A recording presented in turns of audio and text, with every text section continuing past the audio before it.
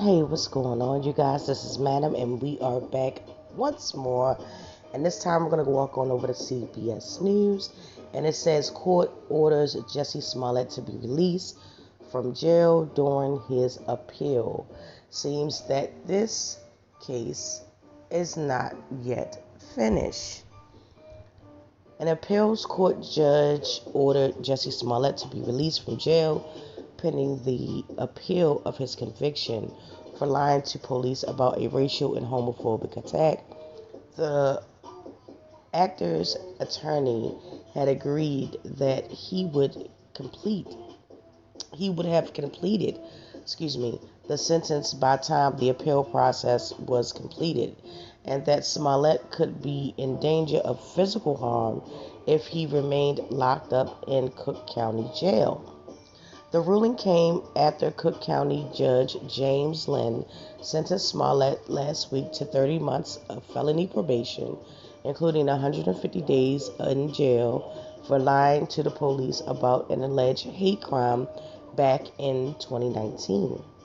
The appeals court said Smollett could be released after posting a personal reconnaissance bond of $150,000. Smollett, best known for his role on the TV show Empire, was convicted in December of 5 counts of lying to the police about the attack, but has maintained throughout his extensive legal battles that it was real. Smollett faced up to 3 years in prison for each of the 5 felony counts after his sentencing last week. Lynn sent him straight to jail, Cook County Jail, and ordered him to pay $120,106 in restitution to the city of Chicago, in addition the maximum $25,000 fine. The judge also denied a motion to reconsider Smollett's sentence or temporarily stay his jail sentence while his counsel filed an appeal. The wheels of justice turn slowly, but sometimes the hammer of justice has to fall, and it's falling right now. Lynn said, "I'm not staying this." In court on Thursday, Lynn spent a significant amount of time addressing the defendant, saying his case has received an unprecedented amount of attention, the kind you only see for murder trials. "Let me tell you, Mr. Smollett," in a statement that he made in court, "I know there is nothing that I can do here today that can come close to the damage you've already done to your own life," he said. "You turned your life upside down by your misconduct and shenanigans. You've destroyed your life as you know it, and there's nothing that any sentencing judge can do to you that can compare to the damage you've already caused yourself." At another point, the judge elaborated Smollett's behavior, saying, "You're just a charlatan pretending to be a victim of a hate crime, and that's shameful." Lynn also called Smollett profoundly ignorant and selfish and narcissistic, saying he had done real damage to actual victims of hate crimes. But he uh, reiterated that his sentence was not chosen to assuage the public's outcry, but based on Smollett's prior testimony and the response from social justice titans who spoke on Smollett's behalf. "You know, this was a country that was slowly trying to heal past injustices and current injustices, and trying to make a better future for each other," he said. "And it was a hard road, and you took some scabs off some healing wounds, and you ripped them apart for one reason. You wanted to make yourself more famous, and for a while it worked. You were actually throwing a national pity party for yourself," Lynn continued. Smollett exited the courtroom with a raised fist held high in the air, In a statement he said in court, he said, "I am innocent. I am not suicidal," Smollett said, after initially refusing to speak during the sentencing. "If I did this, then it means that I stuck my fist in the fears of black Americans in this country for over 400 years, and that the fears of the LBGT community. Your Honor, I respect you and I respect the jury, but I did not do this, and I am not suicidal, and if anything happens to me when I go in there, I did not do it to myself. And you must all know that I respect you, Your Honor, and I respect your decision." On January 29, 2019, the actor, who is black and gay, told the Chicago police he was the victim of a racial and homophobic attack. He claimed two men followed him down the street late at night, yelling slurs before tossing an unknown chemical substance on him and placing him in a noose around his neck. But during the trial, police and prosecutors alleged that Smollett paid brothers Abel and Ola Osondu, I apologize if I mispronounced the name, $3,500 to stage the attack. The brothers testified that Smollett asked them to carry out the fake attack. During Thursday's sentencing, Smollett's defense team reiterated their request to have his conviction thrown out or declared a mistrial based on previous Cook County prosecutors' promise in 2019 to drop the original charges. The defense attorney, Tina Gladden, argued Smollett's re-prosecution was a violation of Smollett's rights and said several mistakes were made during the trial. Prosecutors pushed back against the defense team's claims, calling them finger-pointing and scapegoating. Lynn denied the request for a new trial, saying that the only crime that was at play in the entire scenario was the false police report. The prosecution also read a victim's impact statement from the Chicago Police Department, which claims Smollett's false report took money and time from the department that could have been used to solve crimes and harmed real victims of hate crimes. The department also requested $130,106 in restitution from Smollett for the cost of the investigation.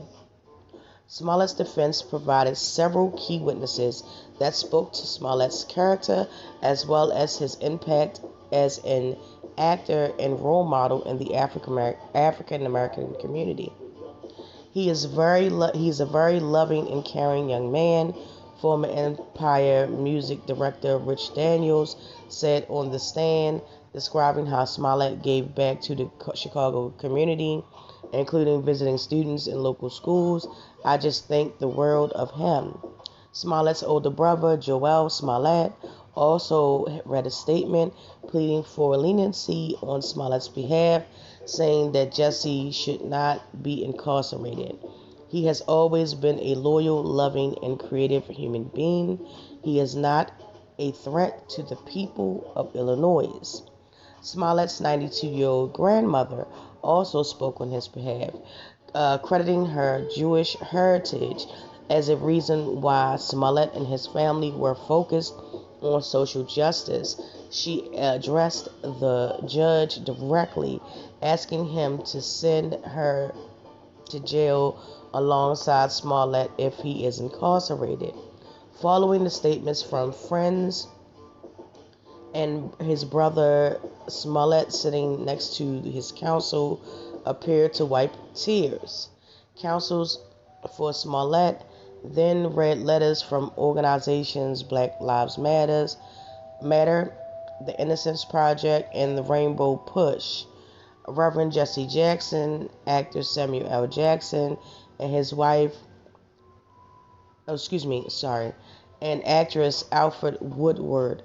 The letters spoke to Smollett's character and asked the judge to give him probation instead of jail time.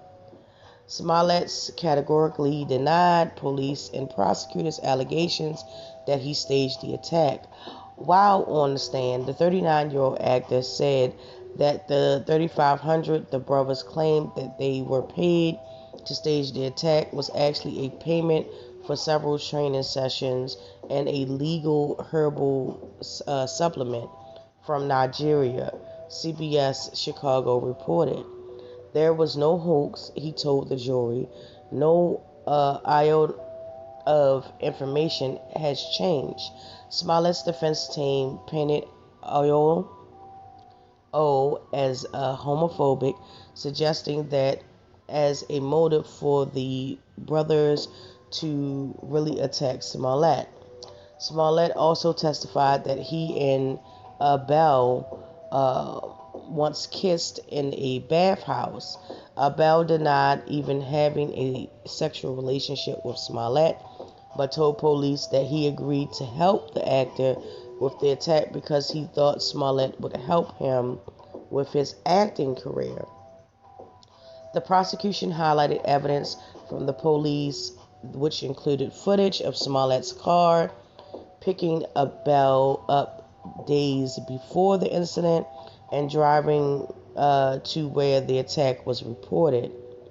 Smollett said he and Abel often used drugs together, but police alleged that the meetup was a dry run for the attack, according to CBS Chicago. Prosecutor Dan Webb also reiterated his doubts about Smollett's testimony, arguing that he would not have gone out to buy eggs at 2 in the morning on one of the coldest nights of the year, and that the Osudo brothers, I apologize if I mispronounced their names, would not have been able to ambush him unless they knew his exact location. They knew where he was going to be because they were told where to be, he said. And that ends the article right there.